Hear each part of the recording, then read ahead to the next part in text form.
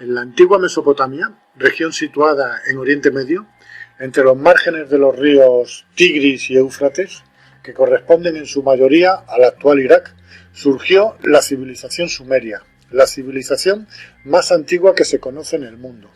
Hay muchas teorías que especulan sobre sus orígenes, cómo aparecieron en la zona, de dónde surgieron. Los sumerios comenzaron a escribir su historia supuestamente hace unos 6.000 años, mediante pictogramas, en tablillas de arcilla. A esta escritura se la denominó escritura cuneiforme y ha sido reconocida como la primera escritura o forma de expresión aparecida en la historia de la humanidad. Aunque debo aclarar que las escrituras cuneiformes más antiguas no están bien datadas y mucho menos traducidas. No sabemos a qué época se remontan. Basándonos en las que sí están traducidas, creo que lo más lógico sería que para hablar de los orígenes sumerios leyéramos su historia de su puño y letra. Zacharias Sitchin dedicó 30 años de su vida a la traducción de las tablillas sumerias, y para avalar dichas traducciones quiero dejar bien claro quién era este personaje. Nació en Bakú, Azerbaiyán, el 11 de julio de 1920 y murió en Nueva York a la edad de 90 años, el 9 de octubre de 2010. Fue escritor, historiador y lingüista autodidacta, licenciado en Historia Económica, dominaba a la perfección el hebreo antiguo y el moderno, y fue capaz de traducir miles de tablillas en el idioma cuneiforme de los sumerios, así como otros idiomas antiguos de Oriente. Las obras de Sitchin se han traducido a 26 lenguas y publicadas en ediciones de bolsillo e incluso en versión braille. No voy a contar la larga historia que nos cuenta Zacharias Sitchin sobre los sumerios. Pienso que muchos de ustedes la conocerán y los que no la conozcan les aconsejo que se vean a grandes rasgos en sus traducciones. Sitchin nos cuenta que hace unos 445.000 años llegaron unos seres a nuestro planeta para extraer minerales, principalmente oro. En aquella época aún no había aparecido el hombre moderno. Hace unos 200.000 años, estos seres se cansaron de extraer oro y para su extracción crearon al hombre moderno mediante ingeniería genética. En principio, con varios intentos fallidos. Parece que mezclando su propio ADN con el de un homínido que habitaba por aquel entonces en África. La mezcla de ADN era insertada en el vientre de una hembra de esos homínidos. El resultado era un ser bastante torpe para el desempeño en las funciones mineras o de cualquier otra función. Después de varios intentos, dieron con la clave que les hacía fracasar con todos estos híbridos. En lugar de insertar el óvulo fecundado de hembra homínido en su vientre, lo insertaron en un vientre de hembra Anunnaki. Sí, Anunnaki, con este nombre denomina a esta raza extraterrestre Zacharias Sitchin en sus traducciones. El rey de dicha raza se llamaba Anu y que desde su planeta envió a la Tierra a sus dos hijos, Enlil y Enki, que comandaban toda la expedición aquí en la Tierra. El ingeniero en genética fue precisamente Enki y la hembra Anunnaki en la que se experimentó fue su propia hermana, que dio a luz al primer hombre moderno. Enki quedó fascinado por el resultado, pues había dado con el ser perfecto para hacer de mano de obra para estos seres, que según cuentan, crearon al hombre a su imagen y semejanza. Estas tablillas en arcilla, que fueron escritas a lo largo de un periodo que pudo ser de varios miles de años, algunas están datadas de hace unos 5.500 años, pero las hay mucho más antiguas. ¿Hasta dónde se pueden remontar en el tiempo? Por la zona en la que transcurren los acontecimientos, los sumerios son, con toda seguridad, los supervivientes del diluvio universal. ¿Qué más que un diluvio tuvo que ser una inundación a nivel planetario? Parece ser que hace unos 12.000 años los polos sufrieron un deshielo, puede que de manera natural, pero me inclino más por una acción provocada, por una inteligencia que buscaba más el castigo y el exterminio de la raza humana. El nivel de las aguas subió a cotas inimaginables. Debieron de provocarse grandes e innumerables tsunamis, pues tal y como narra Platón en el Críteas, la Atlántida quedó destruida y sumergida en una sola noche. Se habla también de otro continente hundido, entre el Pacífico y el Índico, Lemuria. Los sumerios no fueron una raza que estuviera especialmente avanzada para la época, ni mucho menos. No disponían de telescopios. Ahí tienen detalles escritos en sus tablillas que demuestran un profundo conocimiento de nuestro sistema solar, e incluso conocen el cinturón de asteroides que hay entre Marte y Júpiter. Esto es imposible de ver sin los aparatos necesarios. Y luego casi todas las historias del Antiguo Testamento hasta esa fecha se ven reflejadas en dichas tablillas. Solo hay una variante. No hablan de ningún dios. Hablan claramente de unos seres que bajaron de las estrellas. Solo cabe pensar que había escribas entre los sumerios y que tomaron al dictado lo que durante miles de años les fueron dictando los propios Anunnakis. Miles de años después aparecen los manuscritos del Mar Muerto. Son una colección de alrededor de 800 manuscritos, escritos en hebreo y arameo. Se desconoce por completo sus autores. Se encontraron en 11 grutas, en los alrededores del Mar Muerto. La mayoría de los manuscritos se encuentran hoy en el Museo de Israel en Jerusalén, así como en el Museo del Departamento de Antigüedades en Amán, Jordania, y en el Museo Rockefeller de Jerusalén. Me llama poderosamente la atención este último museo, ya que pienso que hay una relación muy directa con los dueños del mundo actual. Estos manuscritos datan de los años 150 a.C. hasta el 70 después de Cristo. Por la fecha en que están datados, cabe pensar que son copias de las tablillas de arcilla de los sumerios, pues muchas de las historias que cuentan son coincidentes con estas. Por supuesto, me refiero solo a aquellos manuscritos del Antiguo Testamento que llegan hasta la época sumeria.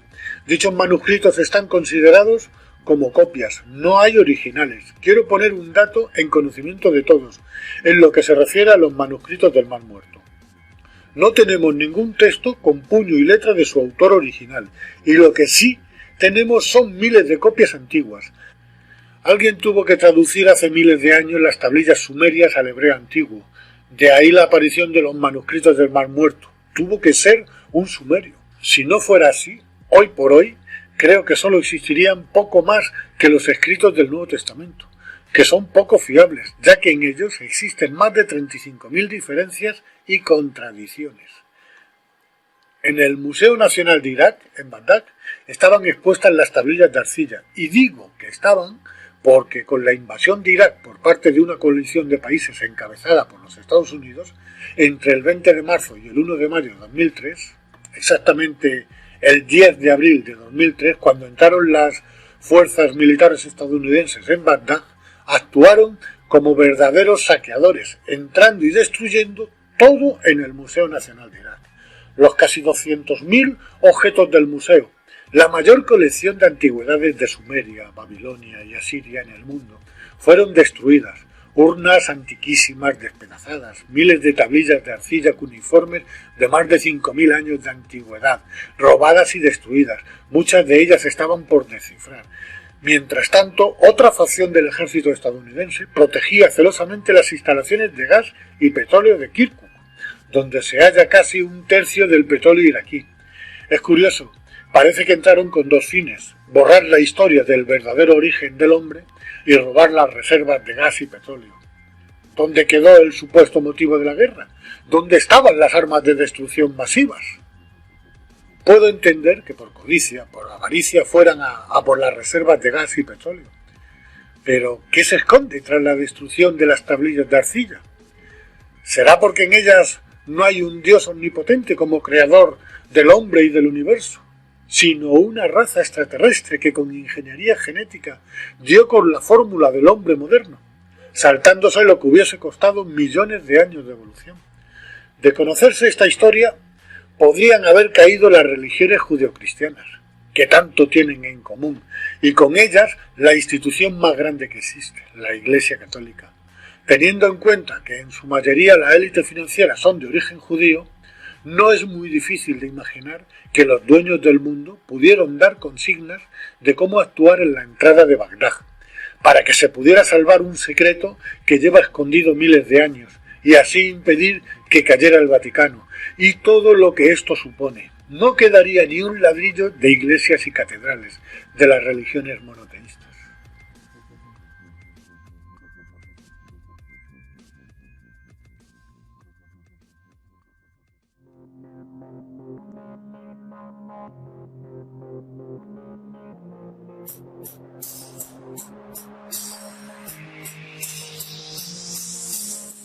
Desde la primera traducción, hace miles de años, de un sumerio que hizo del lenguaje cuneiforme al hebreo antiguo, hasta los manuscritos del Mar Muerto, datados en el año 150 a.C., tuvo que haber una transición de copias y copias sobre copias, que terminó derivando de una historia de extraterrestres que bajaron de las estrellas y crearon al hombre moderno a su imagen y semejanza, a un Dios omnipotente que creó al hombre y al universo en 6 días y al 7º descansó. Desde luego, sí que se degeneró o se tergiversó la verdadera historia de la humanidad. Da que pensar. Es imposible saber en qué momento de la transcripción de textos copiados pudo obrarse tal calamidad. Quizás no fue degeneración accidental y forme parte de un plan. Puede que la clave esté oculta en los sótanos del Vaticano, donde se esconden grandes secretos que nos han ocultado a toda costa, como si de ello dependiera su supervivencia. El hecho es que, a causa de un plan maléfico, se cambia la interpretación de unos escritos y nace un Dios omnipotente, creándose las 3 religiones monoteístas, con un propósito claro: dividir a los hombres en ideologías absurdas hasta llegar al fanatismo religioso, fomentando el odio y la guerra entre naciones, que abanderaban cada uno un Dios con distinto nombre y que en definitiva parece ser el mismo Dios. ¿Quién está detrás de todo esto? ¿Quién manipula la historia y la moldea a su antojo? Existe una élite que desde hace miles de años actúa entre nosotros. Son antidiluvianos e incluso anteriores a la humanidad. Provocaron extinciones que nos llevaron al borde de la desaparición de nuestra especie. Estuvieron siempre allá donde surgía una gran civilización, la cual manejaban siempre a su antojo. De Sumeria, de Babilonia y Asiria pasaron a Egipto y fueron testigos del nacimiento de una nueva civilización, en la que se erigieron como faraones y dioses supremos. Los primeros signos de una compleja cultura empiezan a manifestarse con el surgimiento de pequeñas ciudades a lo largo del río Nilo. Desarrollaron un lenguaje basado en jeroglíficos. Se caracteriza por el uso de signos, cuyo significado se conoce gracias al descifrado de los textos contenidos en la piedra Rosetta, que fue encontrada en 1799, en la que está grabada un decreto en 3 tipos de escritura: jeroglífica, demótica y griega. Es muy significativo comprobar que el idioma jeroglífico egipcio es como una extensión o continuación más evolucionada del idioma cuneiforme de los sumerios. Por extensión, también se ha dado el nombre de signo jeroglífico a algunos de los grafemas de la escritura cuneiforme. Según la mitología egipcia, los primeros reyes de Egipto no fueron hombres, sino dioses.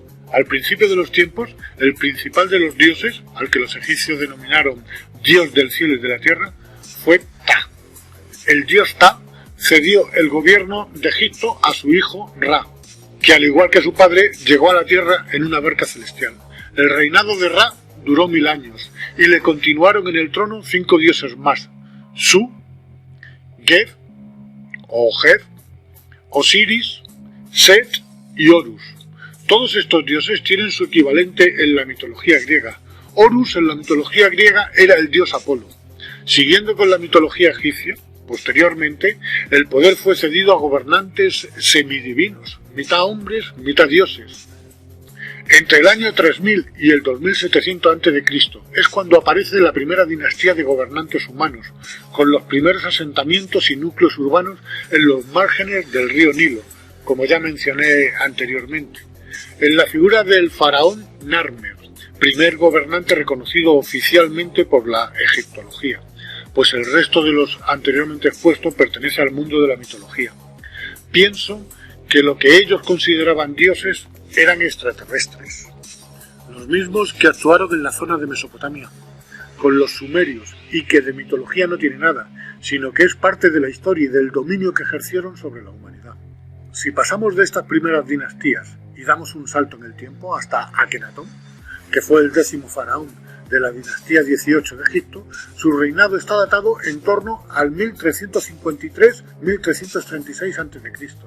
En algunas representaciones y grabados, este faraón, al igual que su mujer Nefertiti, presentan claros indicios de una raza con algunas diferencias a la nuestra.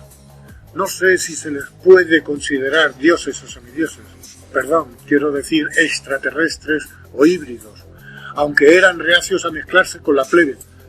Es posible que con el tiempo estas diferencias desaparecieran poco a poco, siendo absorbidas por nuestra raza.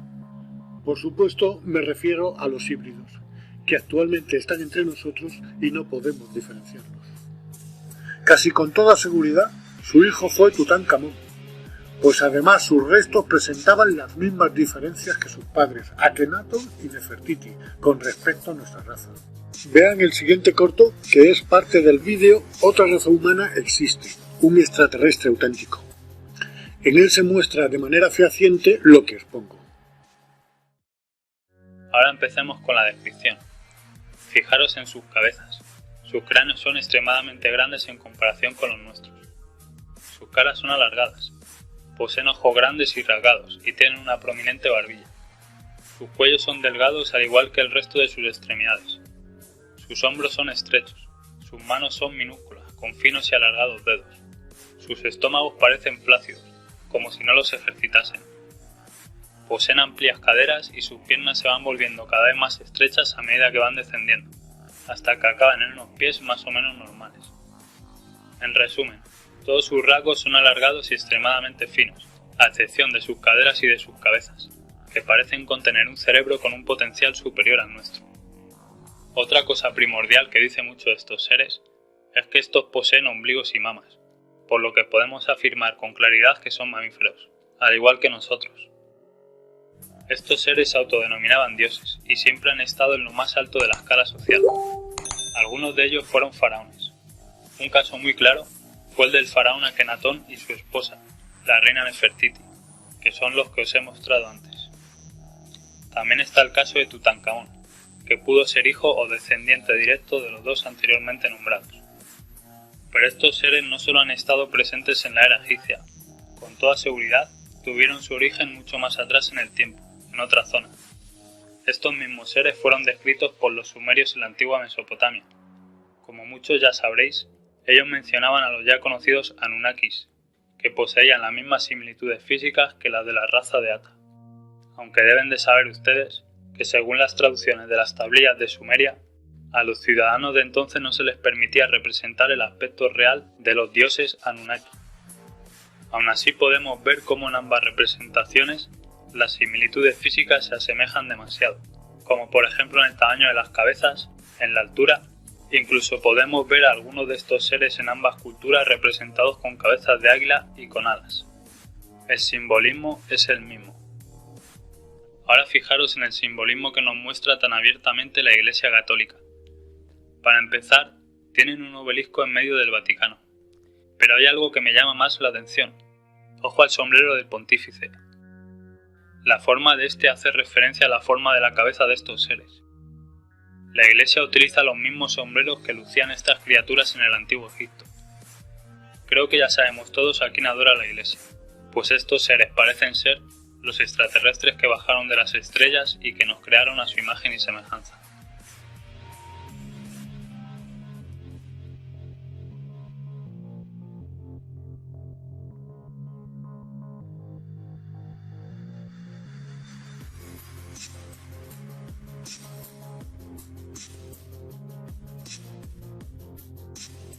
Les aconsejo que lo vean entero.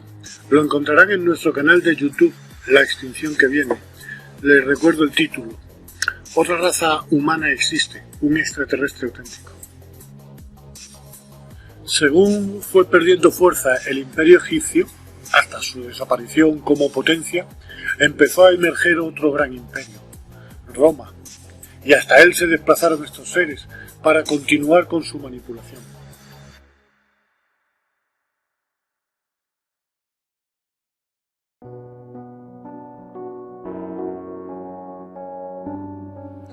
Es curioso ver que cuando nace un imperio ya nace con el fenómeno mitológico y que precede a este en demasiados miles de años.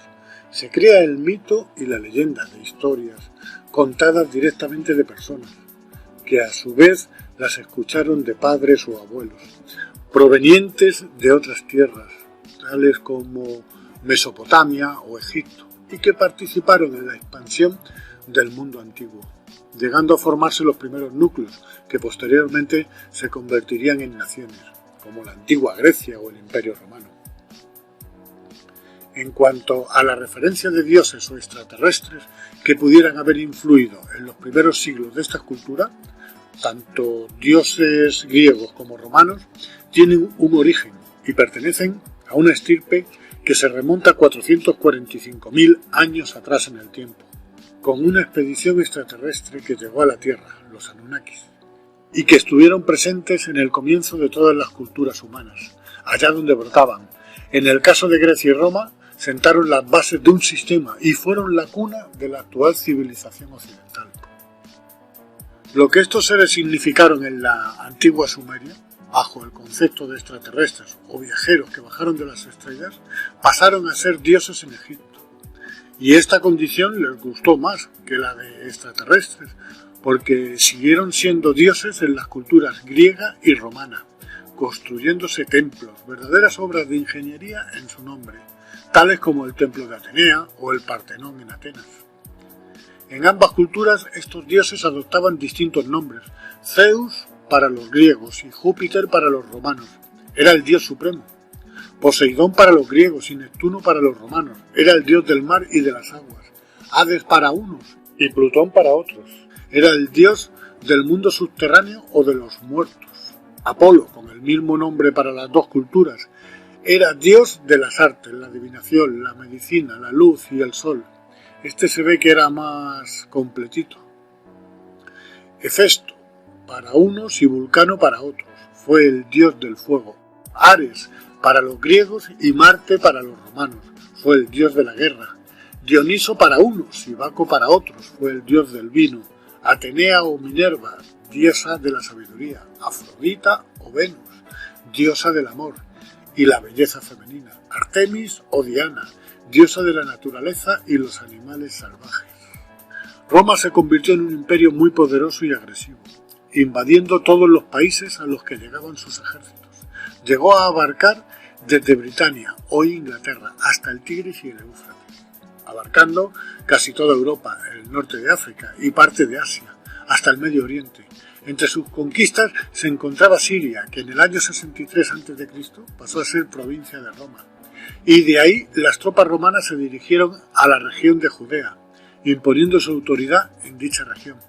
Aquí se encontraron con un pueblo, el judío, que adoraban a un solo Dios, Jehová, el Dios del Antiguo Testamento, un Dios castigador, rencoroso y vengativo, y como bien pone en sus sagrados escritos, llegó a hacer pactos con los grandes patriarcas del pueblo judío, llegó a prometerles poder y riquezas, con tierras hasta donde alcanzara la vista y una gran descendencia que superaría en número a las estrellas del firmamento.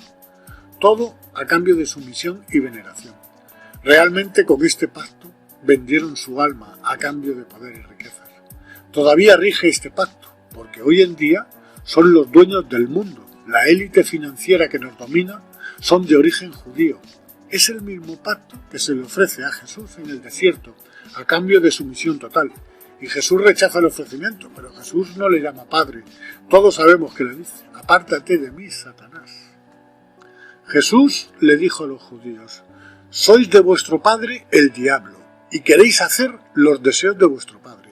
Él fue un homicida desde el principio, y no se ha mantenido en la verdad, porque no hay verdad en él.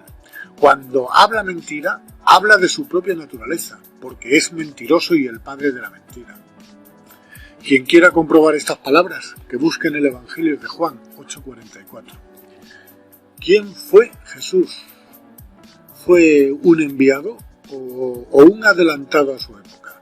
El Padre o Dios al que se refiere Jesús no tiene nada que ver con el Dios del Antiguo Testamento. Jesús, según los entendidos, nació en el año -7, no en el año 0, Herodes I el Grande, rey del pueblo judío, en calidad de vasallo de Roma, sabía de la llegada del Mesías, de su nacimiento. ¿Por qué le temía tanto? Tanto como para ordenar la matanza de tantos inocentes. Como no sabía quién de todos los nacidos era el Mesías, este monstruo mandó matar en Belén, Judea, a todos los niños menores de 2 años. Más adelante, a los 33 años, son los líderes judíos los que con denuncias falsas entregan a Jesús a los romanos para que éstos lo crucifiquen. La verdad es que ni el Dios de los judíos ni los judíos querían a Jesús, le temían. De todos es conocido, Poncio Pilatos da a elegir al pueblo judío entre 2 personas, a quién dejar en libertad y a quién crucificar. Uno era un famoso asesino, Barrabás, y el otro era Jesús, y todo el pueblo judío pedía a gritos la crucifixión de Jesús. Su mensaje fue de amor y de paz para toda la humanidad, para todos por igual. Sin embargo, el Dios del Antiguo Testamento solo favorecía al pueblo judío, el pueblo elegido por Dios.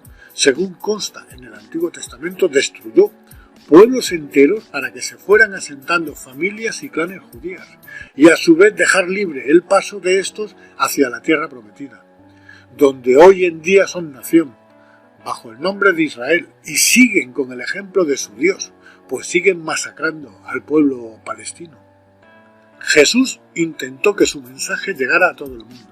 Se creó un movimiento después de su muerte, alrededor de su figura, pues sus primeros seguidores, los primeros cristianos, debieron de ser auténticos, muy distintos a lo que poco después ocurrió, pues este movimiento fue adulterado y sus bases totalmente cambiadas o confundidas. Antioquía la Grande o Antioquía la Bella era en aquella época una de las principales ciudades del Imperio Romano y la tercera urbe más poblada, después de Roma y Alejandría. Su población pudo alcanzar hasta los 500.000 habitantes. Se fundó en Antioquía una comunidad religiosa integrada por judeocristianos.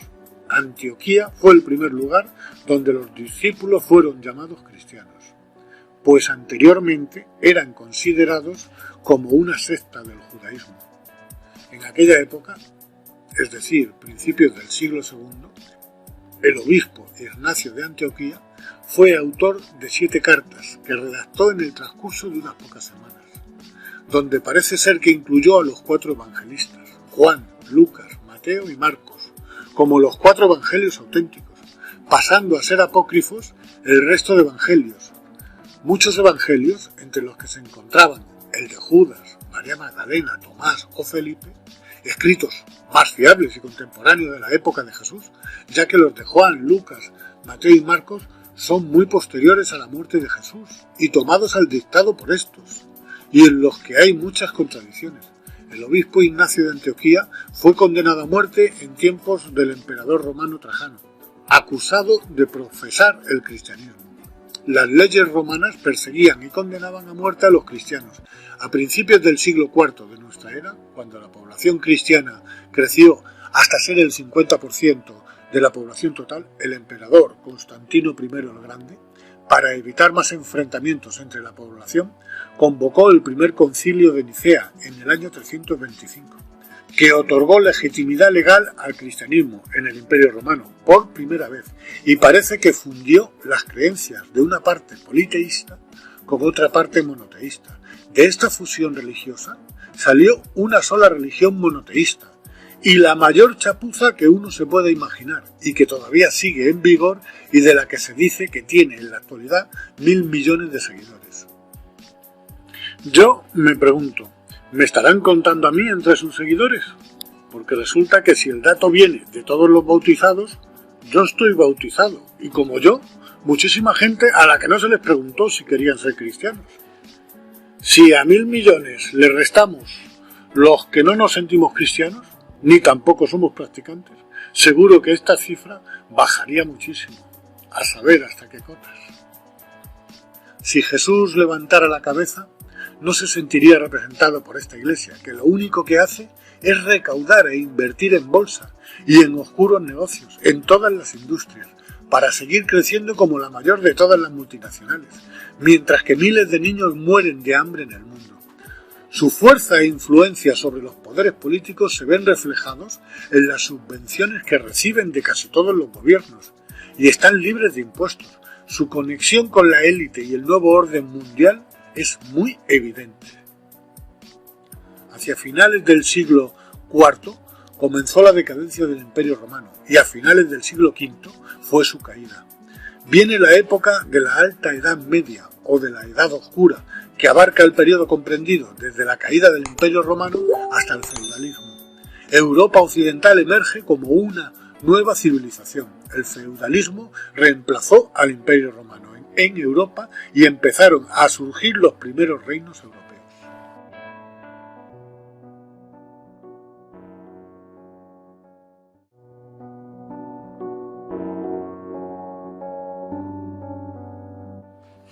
Las religiones, el gran invento del enemigo de la humanidad. Había un propósito: dividir a la raza humana con diferentes ideologías, fomentando el odio y el fanatismo contra aquel que pensara de otra forma, manteniéndolos en la ignorancia y en el analfabetismo, retrasando cualquier avance que pudiera suponer un peligro para un sistema que solo pretendía mantener mano de obra esclava para los campos de cultivo, para la minería o para la pesca en distintas zonas geográficas. Fue una época oscura en la que consiguieron que la humanidad tuviera un estancamiento evolutivo, cultural y tecnológico de 800 años. Este es un dato muy importante que quiero que se graben bien en la cabeza, porque en nuestra sociedad hay una institución, la misma que paralizó el avance durante 800 años en el pasado, que todavía trata de ralentizar el progreso y la evolución de la humanidad, bajo la frase de "no pretendas ser más que Dios". Esta institución va a bloquear y a sabotear cualquier proyecto que signifique un avance o beneficio para nosotros. Después de la caída del Imperio Romano en Occidente en el siglo V, Europa occidental emerge como una nueva civilización. El feudalismo reemplazó al Imperio Romano en Europa, y dentro del feudalismo la institución con mayor poder fue la Iglesia Católica, que mantuvo parte de la cultura romana y se convirtió en el principal fuente de aprendizaje. En el año 1000 crece el feudalismo y mantiene a la Iglesia Católica como el mayor poder cristiano, ya que en el pasado no solo tenía su propio Estado, sino que atesoraba todo el saber grecorromano y era el guía espiritual de todos los poderosos estados europeos. La Iglesia siempre soplando en oídos de príncipes y reyes, influyendo en sus políticas exteriores y de conquistas. Las cruzadas fueron una serie de campañas militares impulsadas por el papado, motivadas por los intereses expansionistas tanto de la nobleza feudal y el afán hegemónico de la Iglesia, y llevadas a cabo por gran parte de Europa latina cristiana, con el único objetivo de establecer el control cristiano, traspasando fronteras sobre todas las tierras. Se libraron durante un periodo de casi 200 años, entre 1095 y 1291. Aunque otras campañas en España y Europa Oriental se prolongaron hasta el siglo XV. Las cruzadas fueron sostenidas principalmente contra los musulmanes, aunque también contra todo lo que consideraban pagano, rusos, mongoles y sobre todo contra los enemigos políticos de los papas. Los cruzados eran pobres e ignorantes analfabetos, con lavado de cerebro que les hacía ser ciegos fanáticos que creían estar en posesión de la verdad. Solo así se puede entender que abandonaran todo, tierra, familia, hijos, y se encaminaban a una guerra en tierras lejanas, pues eran herejes con un dios de nombre diferente. En 1129 la Iglesia Católica estableció la Inquisición para hacer a los europeos occidentales sus miembros por la fuerza. La Inquisición castigaba a aquellos que practicaban la herejía para que se arrepintiesen. Si no lo hacían, sufrían la pena de muerte. Durante este tiempo, muchos nobles gobernaron la Iglesia. La influencia de la Iglesia Católica romana había crecido enormemente debido a las conversiones de reyes paganos, como los escandinavos, polacos, húngaros, lituanos, más la reconquista cristiana del Andalus y las cruzadas. Como resultado, la mayor parte de Europa era católica romana en el siglo XV. Mediante el Tratado de Tordesillas, el Papa divide el mundo en dos y manda a los españoles y portugueses a ganar el mundo para su Dios, para los reyes católicos, como así también para la Iglesia. La evangelización era una meta de la conquista. La otra, por supuesto, era el oro que llegaría a las arcas del rey y a los altares de las iglesias. La fortuna del Vaticano fue acumulada en su mayoría por el saqueo a las víctimas de genocidios, como los incas y los protestantes, cuyos bienes fueron embargados durante la Inquisición. Los conquistadores españoles destruyeron el mundo de los aztecas, a quienes encarcelaron, torturaron y mataron en nombre de su dios cristiano, robando así enormes fortunas de oro. Veamos una cronología de los crímenes de la Santa Iglesia. En el año 382, Teodosio I suscribió edictos contra herejes y paganos donde se contemplaban condenas de muerte y confiscación de bienes. Se iba creando así lo que en el futuro sería la Santa Inquisición. La persecución a la que fueron sometidos los cristianos gnósticos, quiero aclarar que estos eran los verdaderos cristianos, los que supieron interpretar el mensaje de Jesús, sin embargo fueron denunciados como herejes, mientras que sus libros sagrados eran robados y quemados. Los gnósticos creían en un Dios muy superior, que según Cristo estaba en nuestro interior, y no en el Dios de la Biblia hebrea, Yahvé o Jehová, mientras que la Iglesia Católica confunde a Yahvé o Jehová con el Dios absoluto. Uno de los primeros crímenes a destacar de la Iglesia, año 415, el obispo de Alejandría, Cirilo I, fue el verdugo de Hipatia. Ordenó a unos cuantos monjes que la emboscaran. Estos la violaron, torturaron, sus tendones fueron cortados y finalmente fue descoyuntada. El pecado de Hipatia fue haber sido mujer, filósofa neoplatónica y maestra de matemáticas. No se admitía que una mujer adquiriera cultura. La Iglesia Católica desde sus inicios le negó derechos a las mujeres. Estas no podían poseer dentro de la misma Iglesia un cargo de autoridad. Bueno, hoy en día tampoco. Estaban consideradas como seres inferiores y subyugadas al mandato de los hombres, siendo cruelmente castigadas y denigradas cuando desobedecían. La historia de la Iglesia Católica se puede escribir con letras de sangre, por sus múltiples genocidios contra los que ellos llamaban infieles o herejes. Detrás de estos asesinatos, lo que realmente se escondía era el ansia de poder y de riquezas, ya que se quedaban con el oro y las tierras de sus víctimas. Giordano Bruno, nacido en Nápoles, Italia, fue astrónomo, filósofo y poeta. Fue asesinado por sus ideas innovadoras. Sus teorías sobre el universo superaron el modelo de Copérnico. El 17 de febrero de 1601, en una plaza de Roma, fue despojado de sus ropas y atado a un palo, con la lengua pillada en una prensa de madera para que no pudiese hablar. Fue quemado vivo, al igual que sus trabajos, cumpliendo así la sentencia por herejía dictada pocos días antes por el Tribunal Romano de la Inquisición. El verdadero motivo era el mantenernos en la ignorancia, que no avanzáramos en ningún campo. Galileo Galilei, en 1633, fue condenado como hereje por la Santa Inquisición. Galileo fue torturado y sometido a vejaciones, aunque éste aprovechó la oportunidad que le dieron. Si se retractaba de sus teorías, le sería perdonada la vida. Fue obligado a vestir traje de penitencia y con la mano sobre la Biblia desmintió todas sus teorías. La Iglesia humilló el honor de Galileo y se atribuyó el derecho de decidir sobre la ciencia. Un verdadero baño de sangre. En el año 1631, los católicos saquean la ciudad de Magdeburgo, Alemania. Alrededor de 30.000 protestantes muertos. En una sola iglesia aparecieron 50 mujeres decapitadas. Según cuenta el poeta Friedrich Schiller, algunas de ellas en ese momento se encontraban dando el pecho a sus bebés. La ciudad acabó con tan solo 400 habitantes. Durante la Inquisición, este no fue el único caso. Ocurrió en muchas localidades del mundo. Iglesia y monarquía, codo a codo, siempre de la mano, ostentando el poder y cometiendo verdaderas monstruosidades a lo largo de la historia, con algunas dinastías ya extintas y otras que aún existen en la actualidad. La de Alemania, casa de Hohenzollern, era de la línea prusiana. Austria, casa de Habsburgo. Bulgaria, casa de Wettin, de la rama Sajonia. Italia, casa de Saboya. Nápoles y las dos Sicilias, casa de Borbón. Portugal, dinastía de Borgoña, casa de los Austria, unión dinástica con España.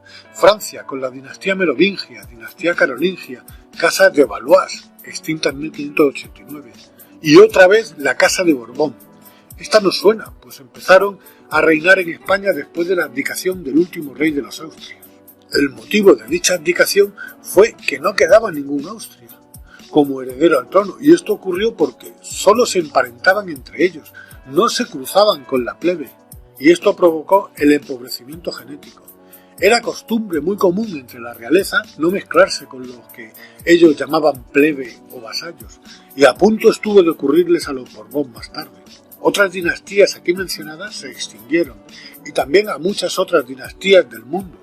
Este detalle es muy importante, porque ya desde los tiempos sumerios, en el primer capítulo de esta serie, En busca de la verdad, ya ocurría entre los Anunnakis, como también ocurría en tiempos del antiguo Egipto, con los faraones citados en el segundo capítulo, como también en el tercer capítulo ocurría con los emperadores romanos, pues es de todos conocido cómo mantenían relaciones en muchas ocasiones con hermanas o hijas de las que tenían descendencia. Desde el principio de la historia ha sido un vínculo común en todas las esferas del poder. En Europa quedan 10 naciones con lo que políticamente es denominado monarquía parlamentaria. Hacia finales del siglo XVIII, con la Revolución Industrial, y finales del siglo XIX y principios del XX, empezó a florecer otro gran imperio en Norteamérica. Y gran parte del poder que hasta ahora estaba en la vieja Europa se trasladó allí para operar y dominar el mundo desde ese nuevo continente.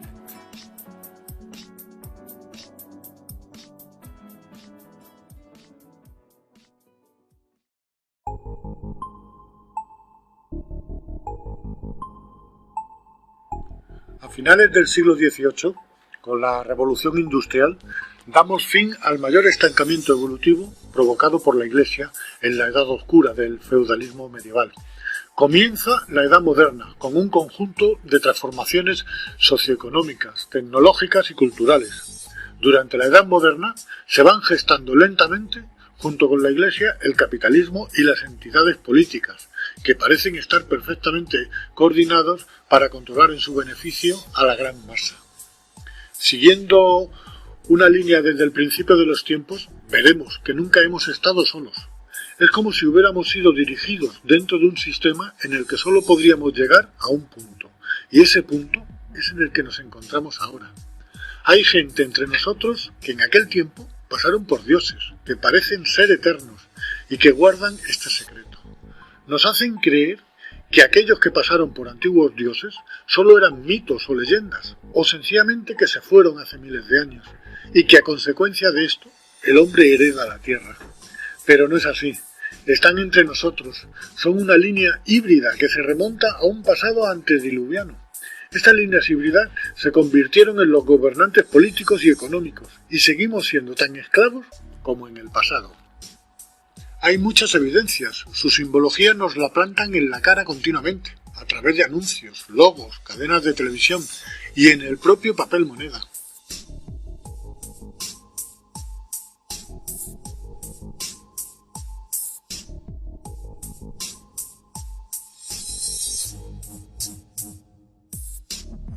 Aparecen en todo el mundo construcciones de miles de años de antigüedad, con una tecnología imposible para la época e incluso para nuestra tecnología.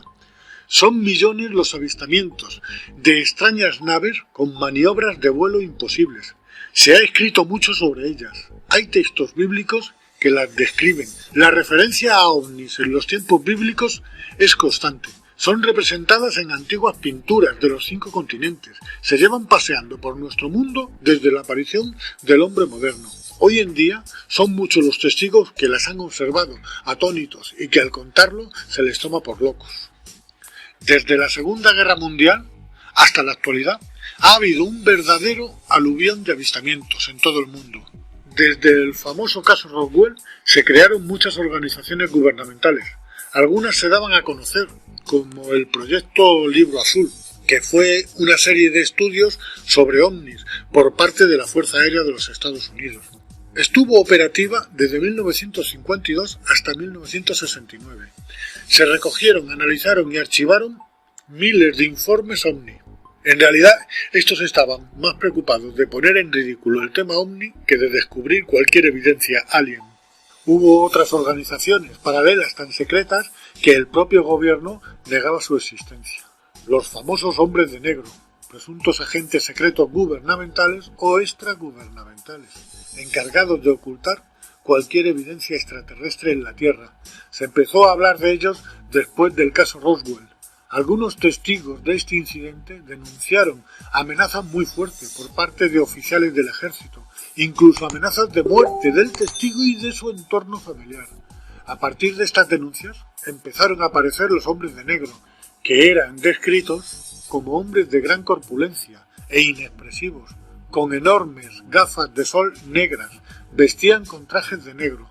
Siempre llegaban en un coche totalmente negro y sin ningún distintivo o señal que los identificara. Ya no se podía denunciar, ya que el gobierno negaba cualquier vinculación e incluso negaba la existencia de dichos hombres. A partir de aquí y durante décadas se vieron en los escenarios de algunos avistamientos ovnis.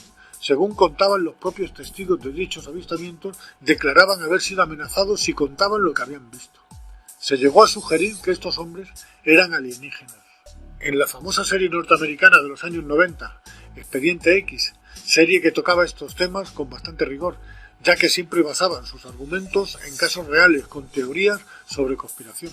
Se hacía mención a los hombres de negro como seres híbridos, seres muy peligrosos que hacían desaparecer a gente si era necesario. El hecho de que fueron mencionados como híbridos en la serie Expediente X no debe desvirtuar este caso, pues los hombres de negro se empezó a hablar 50 años atrás, antes de que existiera la serie. Parece claro que la visión que tenían los hombres de negro era la de borrar cualquier vestigio del tema extraterrestre. Por supuesto, pienso que el gobierno, por mucho que negara la existencia de esta organización, sí que sabían de su existencia y de qué organismo dependían, como también pienso que están en contacto permanente con inteligencias extraterrestres, ya que mi teoría es que tienen conexión con los antiguos Anunnakis, aquellos que de las estrellas bajaron a la Tierra. Fueron una raza muy guerrera, al igual que Estados Unidos. Las disputas entre ellos, con batallas en los cielos por controlar grandes zonas de la Tierra, me recuerdan a las invasiones de Corea, de Vietnam, de Afganistán, de Irak, de Libia, etcétera, etcétera.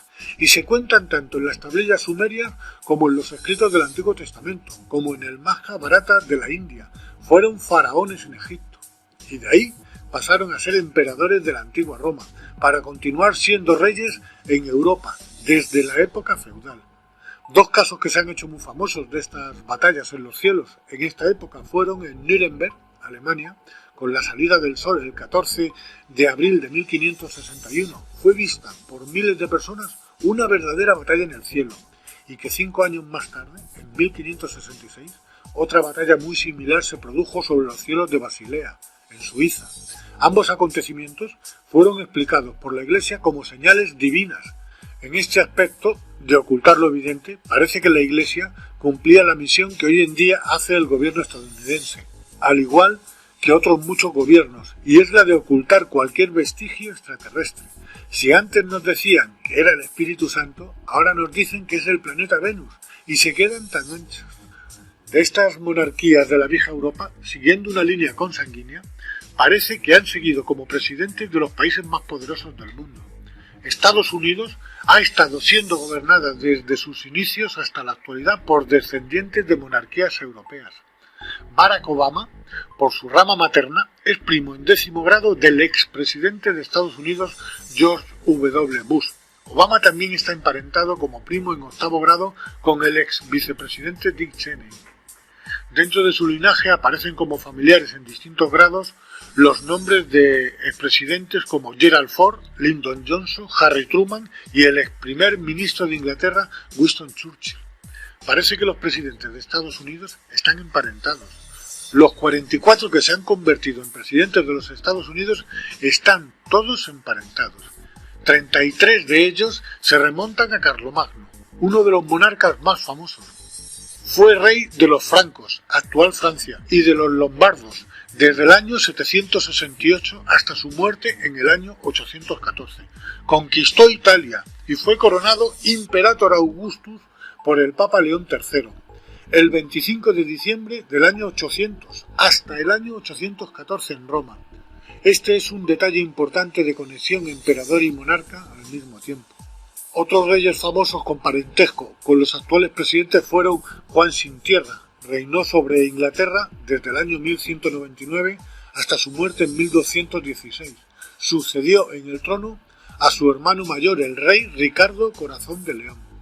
Investigando la genealogía de toda esta gente, podemos ver que son de origen judío. El mismo Barack Obama y su mujer Michelle Obama son de origen judío. Y al igual que en el pasado, siguen emparentándose con los de su clase, dentro de su círculo. Los tres poderes que gobiernan el mundo son la Iglesia, siempre conspirando y tratando de frenar el avance tecnológico y evolutivo de la humanidad, manteniéndonos en la ignorancia o en un estado de suspensión al estilo de Matrix.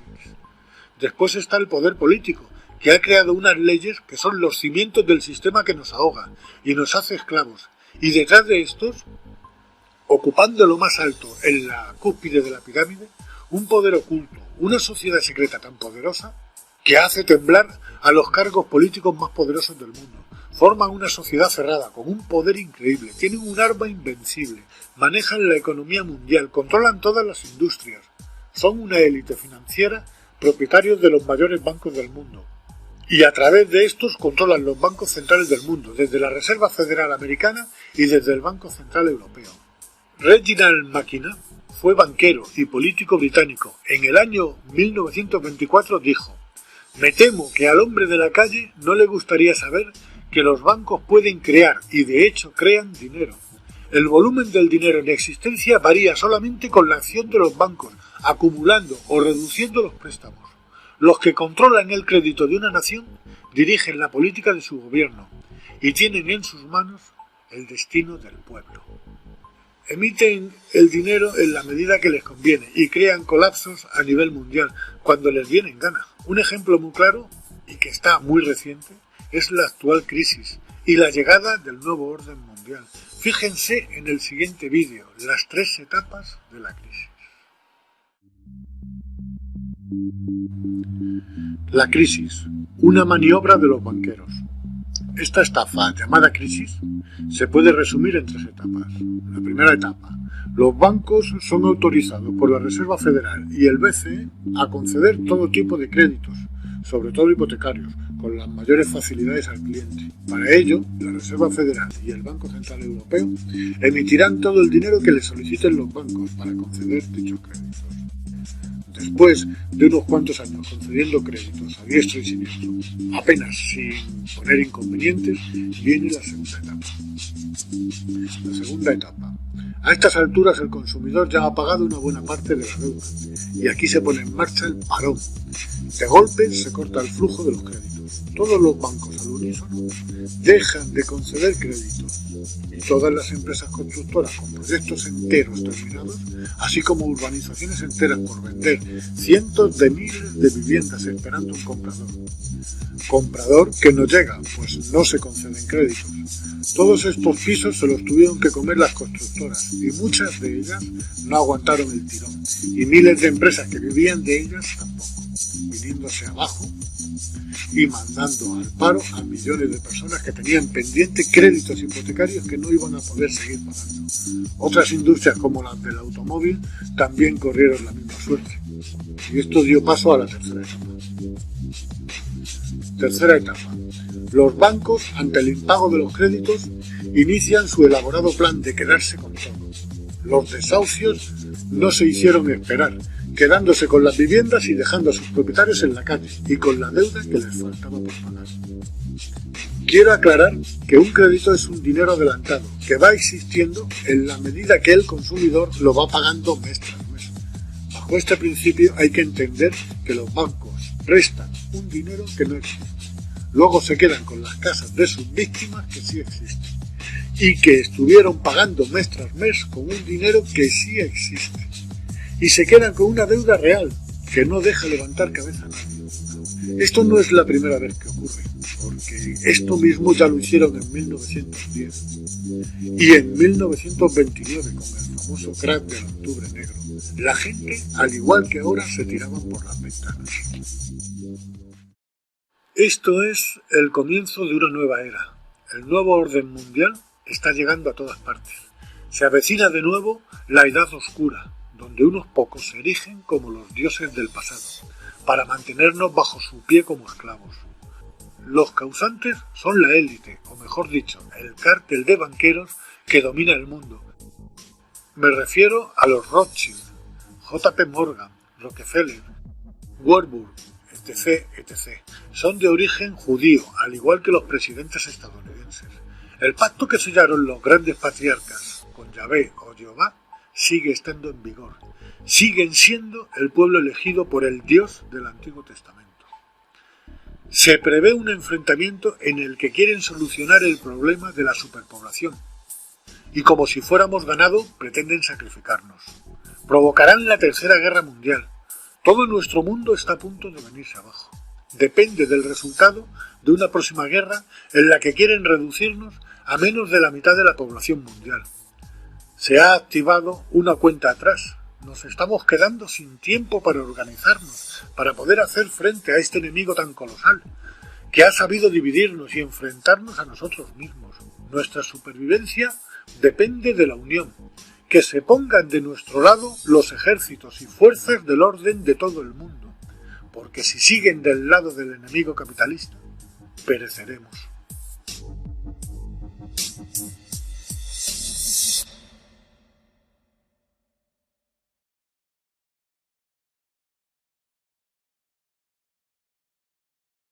Gracias por vernos. Si disfrutaste el vídeo, haz clic en me gusta. Y si eres nuevo, suscríbete y haz clic en la campanita para recibir futuras notificaciones.